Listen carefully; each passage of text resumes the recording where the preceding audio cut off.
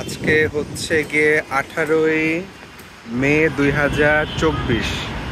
আমরা আছি হচ্ছে আমাদের তাইরুন্নেসা মেমোরিয়াল মেডিকেল কলেজ হাসপাতালের ছাদে। কোন সময় হাসপাতাল লেখা উড়া যায় এটা নিয়ে টেনশনে আছে আমি, কিন্তু না, যথেষ্ট ভালো মতোই বানাইছে। কিন্তু এখন মানে যে ব্যাড লাক তো আসলে বলা যায় না, যে পরিমাণ বাতাস দিছিল একটু আগে।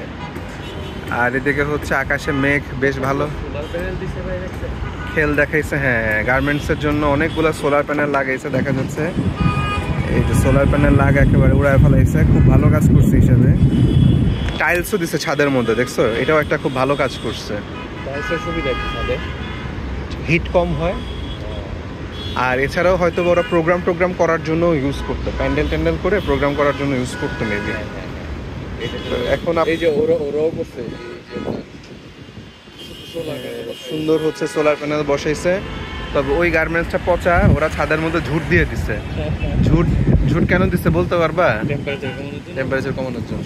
ওর মধ্যে কিন্তু পানি দিয়ে হচ্ছে ঝুট দিয়ে রাখে টেম্পারেচার কমানোর জন্য। মশা মাছি কিউরিং নষ্ট হইতে পারে, অনেক কিছু হইতে পারে, কিন্তু মাঝখানে যে গরম পড়ছিল এটা আসলে মানে অসহ্য গরম ছিল, এটা হচ্ছে একটা বিষয়। আমাদের গাড়ি যাওয়া আসা করতেছে। আর ওইদিকে যদি আমরা দেখি, আমাদের একটু দেখায় আসি আমাদের হসপিটাল।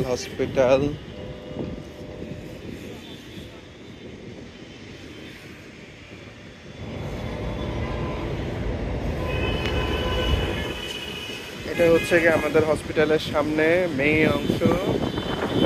আর এখানে হচ্ছে বিএসআরএম এর একটা কারখানা, লোহা বানানোর কারখানা আর কি। এখানে সারাদিন ওরা